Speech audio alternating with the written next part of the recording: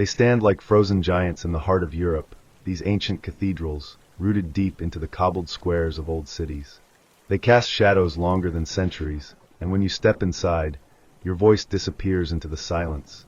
Not the kind of silence you find in a quiet room, but the silence of stone that has listened for 1,000 years. These buildings do not feel like they were built. They feel like they were grown, like forests of stone that someone whispered into existence and then abandoned. You might think you know who built them.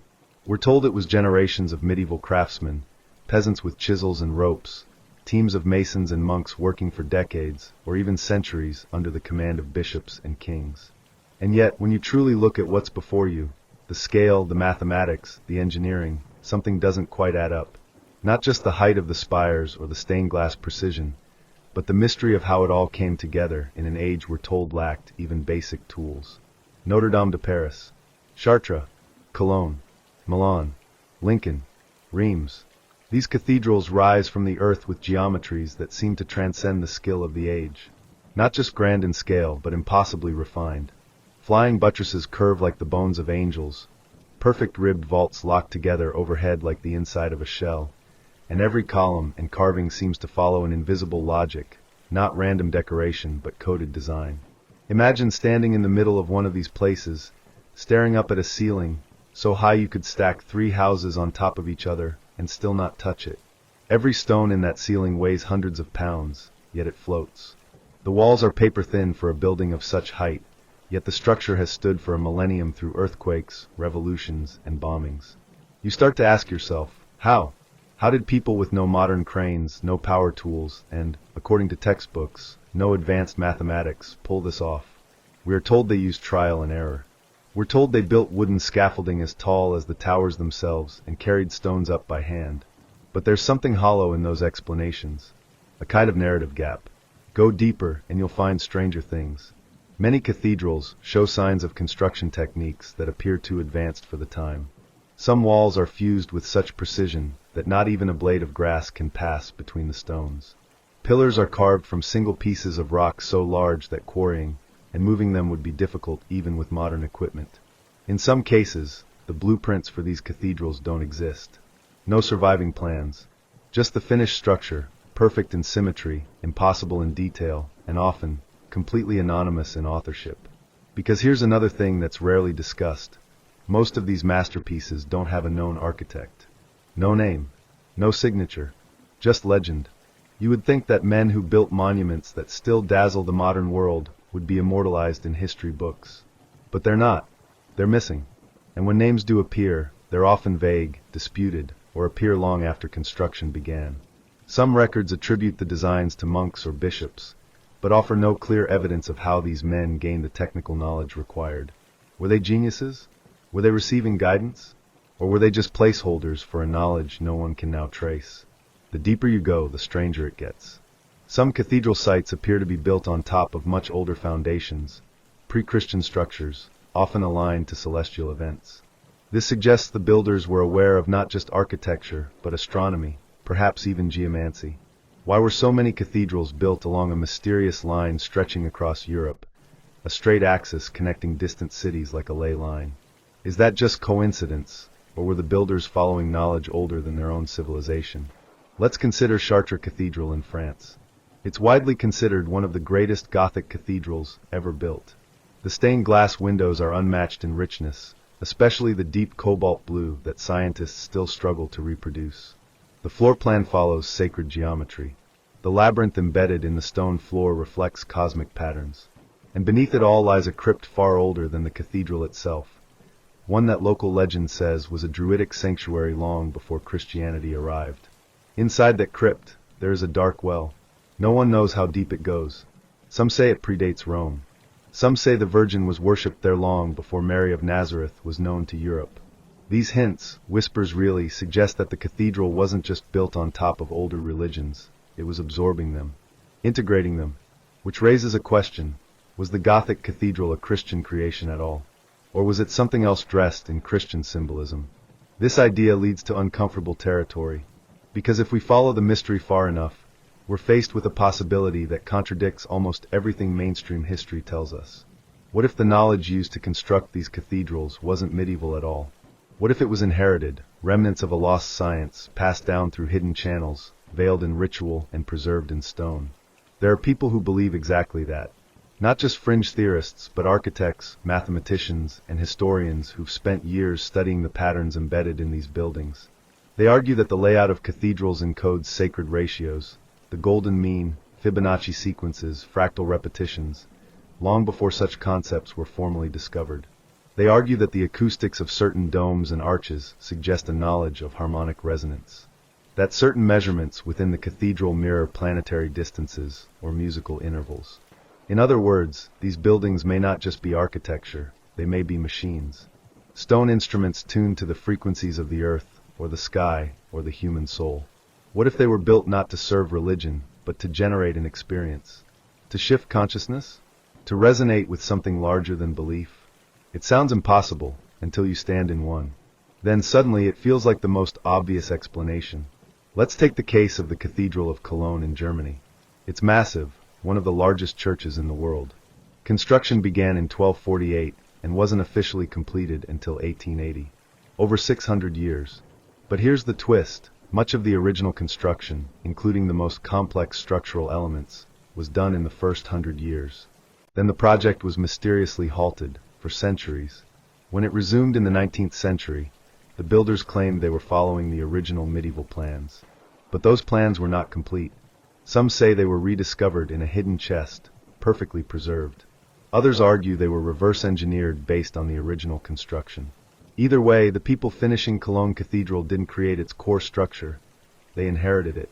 And when you compare the craftsmanship of the old versus the new sections, the difference is clear.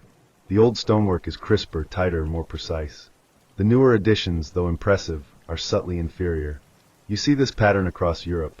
The high art of cathedral building explodes onto the scene in the 12th and 13th centuries, out of nowhere, and then gradually disappears. There is no slow learning curve, no steady evolution. Just a sudden burst of genius, and then decline. Almost as if someone lit a fire for a short time, and then left. So who were they? Who built the cathedrals of Europe? And why does it feel like they left no trace of themselves, except the buildings? Some believe the answer lies in the hidden histories. The stories not taught in schools, but passed in whispers, preserved in obscure manuscripts, encoded in symbols carved into stone. One of those stories involves the builders themselves, or rather, the guilds they may have belonged to. Not unions in the modern sense, but tightly bound brotherhoods, almost like secret societies, sworn to secrecy, governed by ritual, and in possession of knowledge that seemed to exceed the limits of their age. We call them masons, specifically, the stonemasons who were said to shape each block with divine precision. They were craftsmen, yes, but also something more. Initiated, bound not just by skill, but by a sacred duty. The tools they used, the compass, the square, the plumb line, weren't just instruments. They were symbols, of balance, of order, of the geometry of the universe. Every line they carved into limestone or granite had to reflect a higher truth. This wasn't just construction. It was cosmology made physical. You see it in the symbols that survive. A compass etched into a cornerstone, a spiral carved into the lintel of a door, the all-seeing eye, the twin columns, the rows. These weren't decorations. They were clues, part of a language known only to the initiated. And this language runs through cathedral architecture like an invisible thread, binding structures across countries, across centuries. It's no coincidence that the stonemason guilds of the Middle Ages eventually became the root of what we now call Freemasonry. And while modern Freemasonry has morphed into a more symbolic, often ceremonial institution, many believe it began as a direct continuation of those sacred builders, the ones who raised the cathedrals not just with stone, but with knowledge passed down through shadowy channels. If that's true, then we're not just talking about medieval laborers. We're talking about custodians of something ancient, a knowledge system that predates the church, predates even Rome, something older, possibly Atlantean if one believes in the myths, or something inherited from a lost Bronze Age civilization, whose monuments have long since crumbled, but whose code survives in the geometry of cathedrals.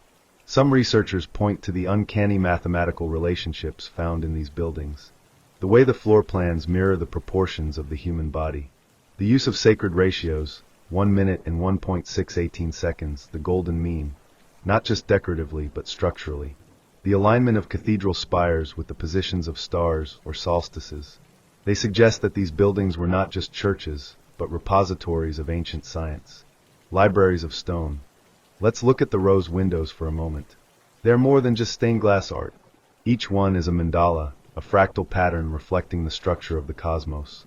In places like Chartres, the main rose window contains precisely 12 inner circles around a central hub, echoing the zodiac, the apostles, the months, and even the configuration of electrons around a nucleus if you look deeply enough.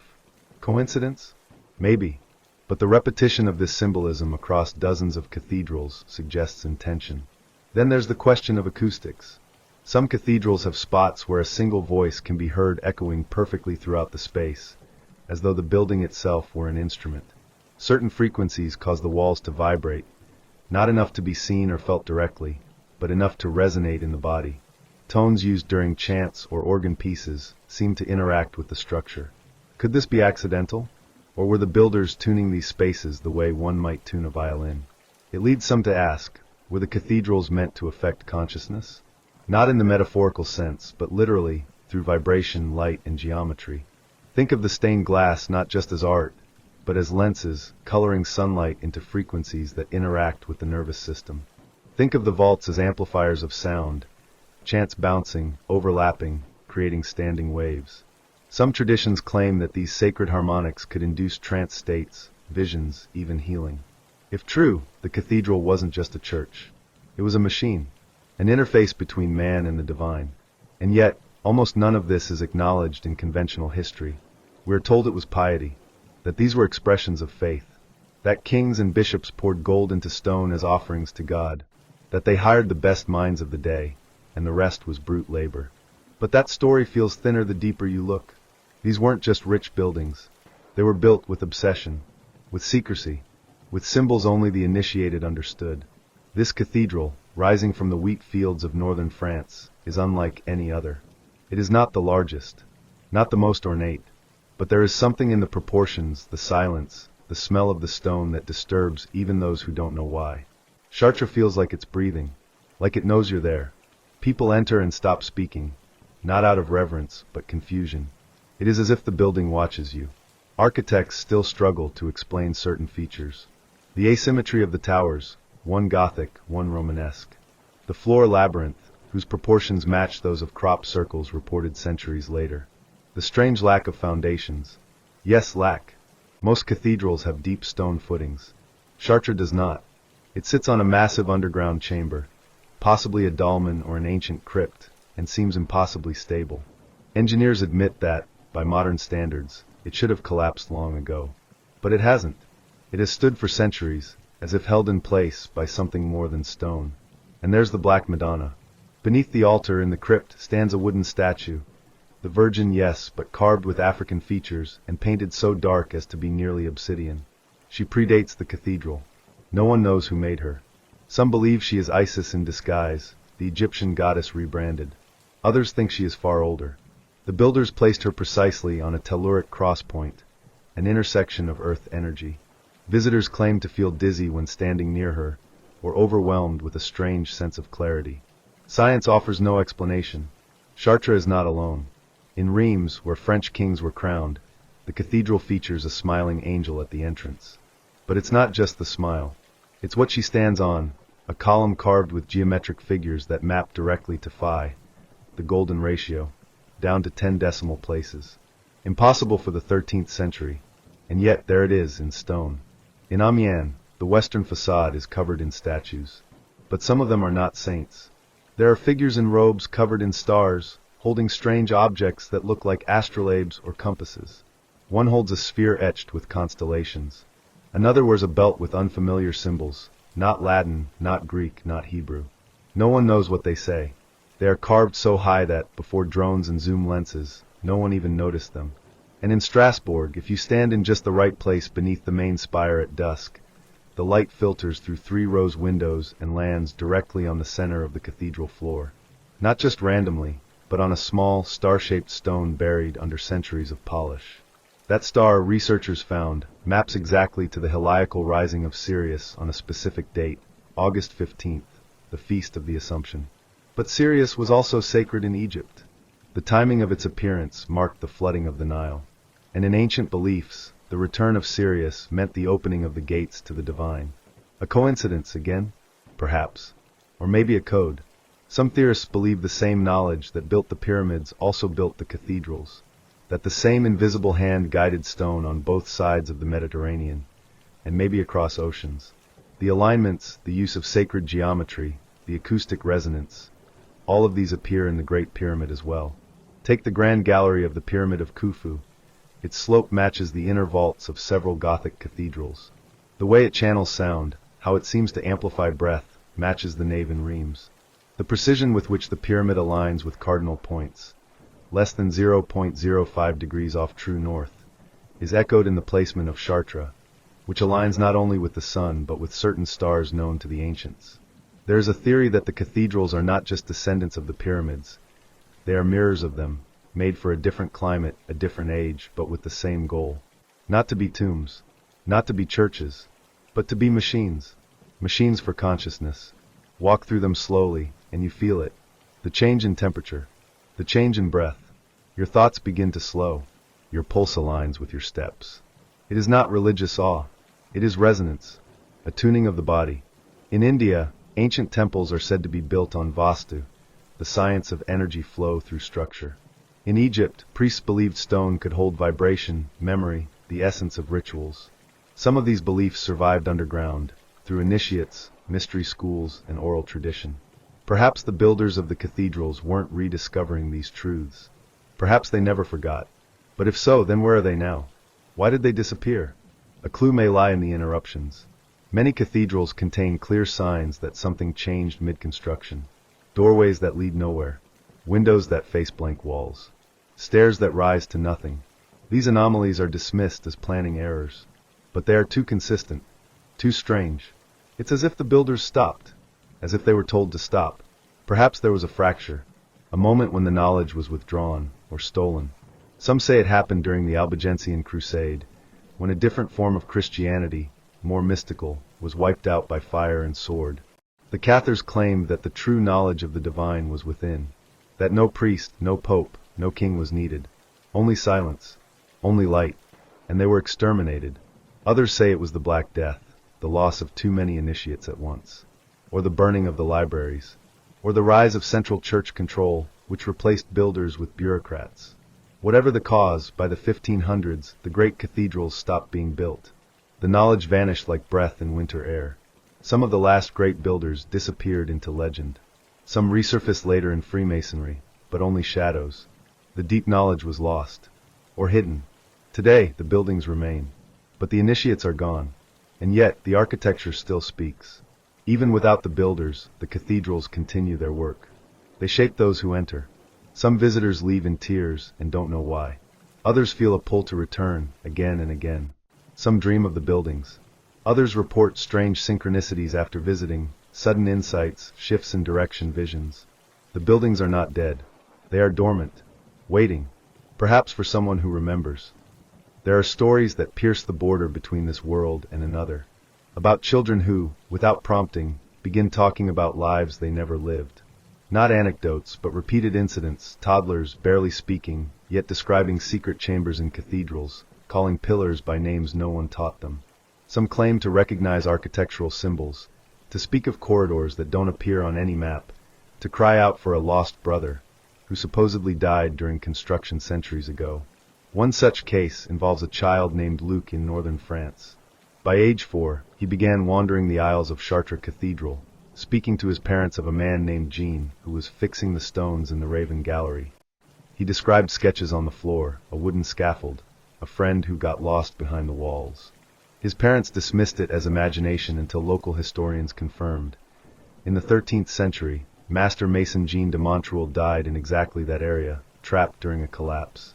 The friend remains unidentified. Luc sketched symbols that traipsed through the cathedral's labyrinth, strange spiral forms no one recognized, until experts compared them to architectural tracings on a hidden lintel. Stories like this are sprinkled across Europe. In Italy, a boy in Florence spoke of an illicit midnight gathering of cathedral workers. They carried a glowing cube. It was not stone, he said. His description matched only one recorded event: the removal of a relic during a Viking raid in the 12th century, a relic said to be a cube of luminous crystal. Is this imagination handed down through bloodlines? Or is it something less explainable? The ancient cultures held a belief in anamnesis, the idea that the soul remembers knowledge from previous lives, hidden until awakened. Could the architect's consciousness persist in subtle ways, surfacing in the minds of the unborn? There is a theory that master masons, the initiates of sacred geometry, initiated their children into hidden traditions, not in writing but in ritual. As the guilds faded, the knowledge didn't vanish entirely. It skipped generations, hid in lullabies. The tragedies, death, plague, persecution, took many of them, but not all. Some lineage may have survived, obscured by centuries, carrying memory without language. Modern DNA studies suggest European populations still carry signatures of lineage clusters concentrated around cathedral towns: Chartres, Caen, Milan. Not cause, but correlation. Those areas were once guild strongholds, families who stayed. Could echoes of knowledge survive in genes?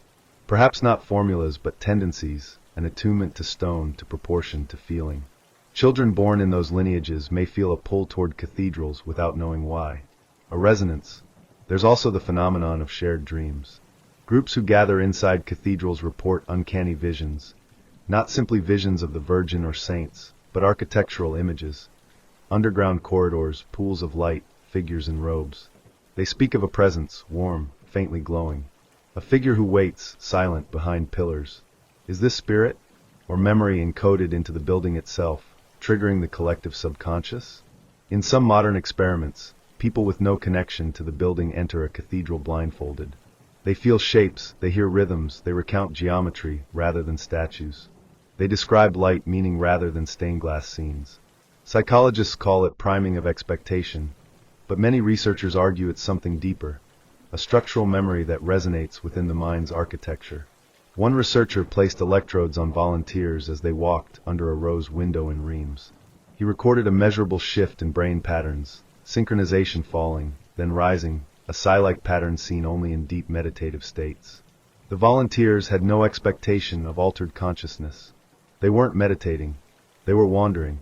If that's true, then the cathedrals may be more than silent buildings. They may be forms of memory, external brains, storing resonance, awaiting retrieval. It brings us back to the architects themselves. What if they saw themselves as builders of memory, not just stone? What if the cathedral was never meant to be permanent, but alive in the sensations of those who walk through it, those who come in dreams, those who awaken something latent? And perhaps that latent thing wasn't limited to birth lineage. Perhaps it was open to anyone whose consciousness resonated, a hidden potential in the human mind. The cathedral would call them. They would answer, in vision or word or craft. They would rebuild something they never learned, but remembered. Today, new cathedral-like structures rise, digital temples, VR cathedrals, generative architecture. We search for that resonance. Architects speak of biomorphic forms, fractals. Some are trying to resurrect the ancient science, to build spaces that calm, that open the mind, that retune the heartbeat.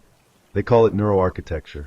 In one office in Berlin, a team used geometric ratios found in Chartres and Reims to design a meditation room.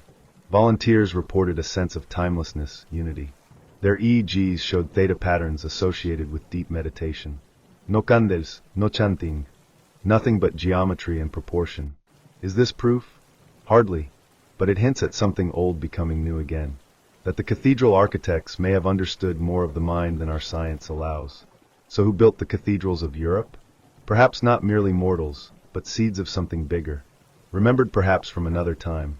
And if that's true, maybe those who walk inside today, who feel inexplicably moved, are not lost.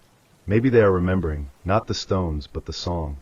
Some days, when the sky hangs low and gray over Gothic spires, the cathedrals seem to breathe. A soft sigh in the stones. I've walked their interiors alone at twilight, listening. The hush isn't emptiness. It's expectation. It's as if they're waiting for something, or someone, to unlock what lies within them. To hear the song inside the stone. I spoke with a researcher once, a physicist turned musicologist, who spent years studying cathedral acoustics. He talked of standing under a dome in Amiens, pressing a tuning fork to its surface, and hearing it resonate miles away, as if the stone itself sang. He said, "You can almost feel the frequencies shift your heart rate."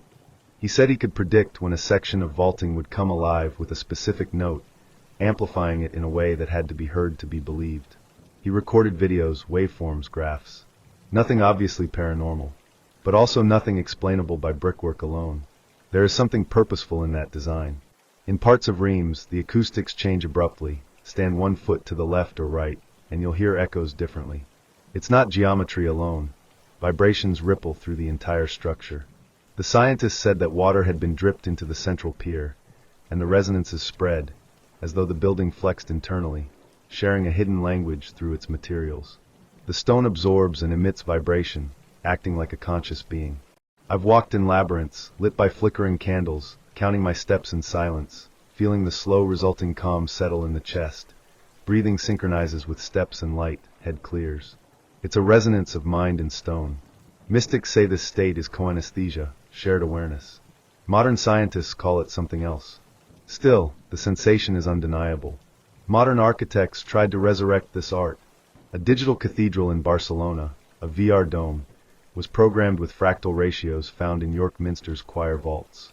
Volunteer users wearing EEG headsets reported theta waves like those in deep meditation. No words spoken, no chants, just space, memory, proportion. Virtual light projected sacred geometry on walls. A mind in the machine, learning to rebuild memory. Meanwhile, in Europe, a group known only as the Builders has been quietly reverse engineering tracing boards found in obscure libraries. These tracing boards are diagrams, strings of circles, shapes overlaid, passed through masons' lodges. Over centuries they were hidden, censored by church authorities. Only a few believed their meaning. How to lay out a vault, align stones to cosmic points, tune walls to resonance. Modern researchers are studying them. They try to cut model vaults from new stone blocks and use tuning forks to test harmonic response. Many fail, but some resonate with clarity. They call it good stone. They speculate certain quarries were chosen not for beauty, but vibrational purity. Quarries near fault lines, or rivers, or mineral deposits. Masons may have known which caves produced the right tone. There was a 2005 incident at Chartres. Workers renovating the floor discovered a hidden stone slab.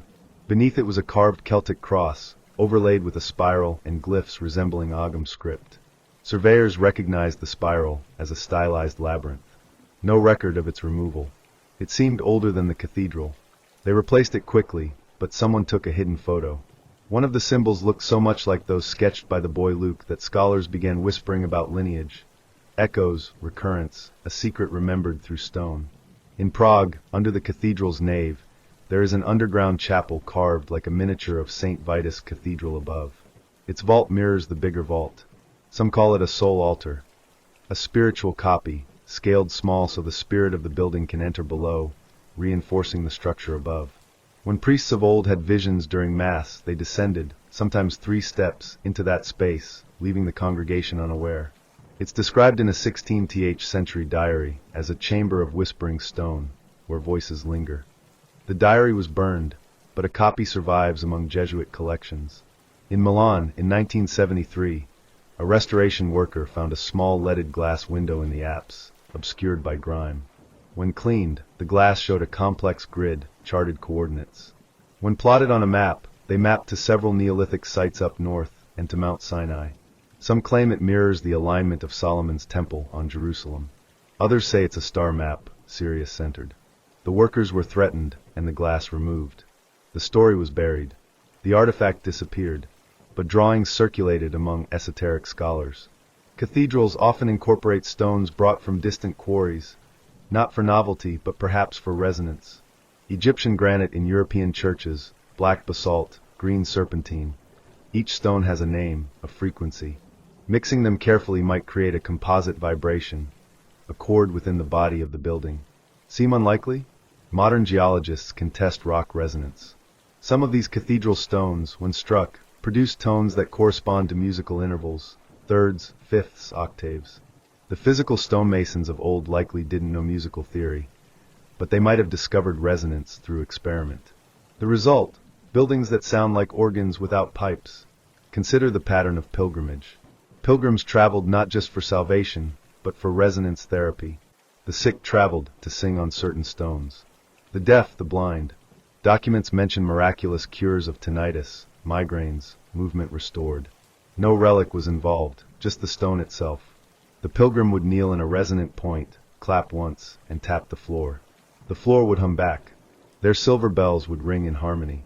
The monks called it the voice of the Lord in stone, but didn't explain how. Later, during reforms, mentions were erased, possibly as heretical folk magic. I spoke with a local historian in Amiens. She said the cathedral's pilgrimage donations peaked in years when the sound chambers were functioning best, during restoration after fires. Donations dropped when secret halls were sealed. She said church income was directly linked to the building's resonance, which means the resonance was known, utilized, and controlled. This raises uncomfortable questions. If cathedrals were built with this knowledge, used deliberately, then much of medieval church activity was powered by it. The sermons, the pilgrimages, the relic industries, they weren't just cultural or spiritual. They were built on resonance, which shifts the story dramatically. The cathedrals weren't passive. They were active participants in society. Tools, instruments, generators of conformity, engines of vibrant sound and sight meant to shape the population. But the secret didn't stay secret. During the Protestant Reformation, when luxury and superstition were purged, many of these features were torn out. Trompe-l'oeil paintings covering resonance niches, choir screens destroyed, underfloor crypts sealed. Understandable under iconoclasm, but afterward, the knowledge never came back. By the Enlightenment, nobody understood why these buildings affected people so. They became curiosities. Cathedrals became heritage. Stone with no power. When factories rose, when Robert Hooke wrote sound theories in laboratories, when wave physics became math, resonance could be measured, explained, and contained. The cathedral science was reduced to footnotes. The rest became folklore. Aesthetics. But now, the resonance is waking again. VR architects talk of acoustic memory. Neuroscientists call cathedral visits psychoacoustic therapy. Sound healers rent cathedrals to record frequencies. Yoga retreats take place inside naves. People with tinnitus go just to sit, to be in the hush, to let the frequency shift their bodies. And the stones respond. Not because the buildings have agency, but because they were built to sing the song of the earth, to hum the passage of time, to remake the mind of anyone who stands in their field. At the end of the day, this is why they were built, and why we call them holy. In some cathedrals, they create special infrasound profiles. Ultra-low frequencies, from 8 to 20 Hz, are heard not by the ears, but by the body. One of the researchers described them as the voice of the stone. Using speakers hidden under the wooden flooring of the choir, they sent waves through the cathedral, recreating the acoustics of the 13th century. Cameras recorded. Those standing under the dome began to rub their temples, close their eyes, some sat on the floor. No one knew what they were hearing. The reaction came from within, the rhythm of the heart, breathing microtensions. It was not a sound, it was the return of something that had disappeared. Other studies used light resonances. A team in Ghent collected exact digital copies of stained glass windows and projected them through the glass using polarized light. The projections fell on the floor of the cathedral, evoking associations in the subjects, including images that were not in the windows themselves. The disturbances in the emotional centers of the brain were recorded with unusual stability, as if the old windows were storing not images, but psychoactive forms that triggered memory. Meanwhile, a new school of neuroarchitects is being created in Berlin.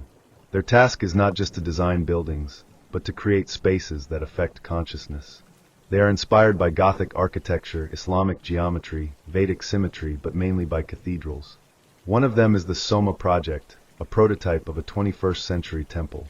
It is built on the principle of biomimicry. Tree shapes, Venus crossroads, and resonant waves are embedded in the walls. The glass pulsates with light in response to sound. The floor vibrates softly at points where people linger longer. The space closes in on the visitor, as if it had been waiting for him. This is not a church. This is not a museum. This is an interface. Its task is to synchronize the body and space. Architecture as an adaptive brain. In Japan, an architectural bioinformatics lab is building models of ancient buildings in VR, not for tourists, but to restore lost architectural impulses. Researchers believe that ancient architects, especially those of the pre-industrial era, created forms that could direct human attention. Pointed arches, especially Gothic ones, point upward not only physically. Their curvature creates the effect of internal stretching, Attention is compressed and raised, as in meditative practice. Simple VR helmets connected to EEG show how consciousness begins to move up toward the vault, even when the physical body is not in space. This is pure illusion. But the brain believes. In the U.S., Harvard professor Kleinmeyer conducts seminars on the architectural grammar of sleep. His hypothesis is that cathedrals were not repositories but dream machines. Their shape, color, rhythm of the columns, dynamics of light and verticals create a special state between wakefulness and hypnagogia, the zone where dreams are born. He suggests reconstructing this state digitally. His lab is working on a simulator of the cognitive crypt, a digital room that recreates the acoustics and light of the Reims choir. He claims that for short seconds it is possible to recreate architectural memory, not visually, but internally, not to see but to remember. And indeed, more and more often after visiting cathedrals, people say that they did not just look, but as if they remembered the cathedral, as if it had already been there, especially in childhood, in a dream, in the shadows, at some point between days. This recognition is deeper than aesthetics. It is like a reunion, like a sound heard again opens a locked door inside. Modern psychoecologists claim space influences the psyche directly, not through symbols, through form, through light, through materials.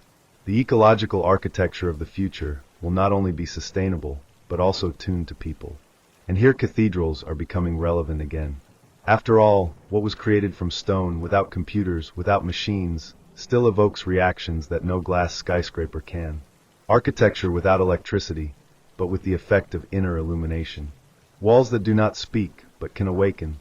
Roofs under which they do not just sing, but remember. Engineers of the 21st century are beginning to accept a strange truth. The further technologies go, the more often they return to where people lived in the rhythm of space. Cathedrals are not obsolete, they were ahead of their time.